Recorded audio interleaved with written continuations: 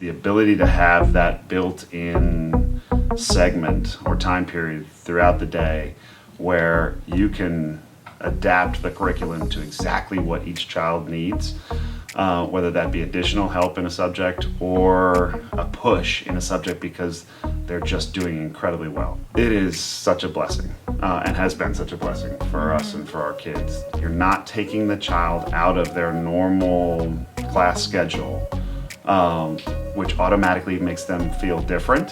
That extension period is so important. And I also think that when you give a child an opportunity to dive into what they're very good at or what they're very passionate about, and then in addition provide an opportunity for a child to get the support that they need in something that maybe they're not confident in, that combination creates a love of learning. It creates a love of school. And I think that love of learning is what is most important to John and I, and what is most important to a lot of parents at Trinity. You need both. You need an opportunity for a child to chase their passions, and you need an opportunity for a child to build confidence in things that are scary to them or where they feel they are weak.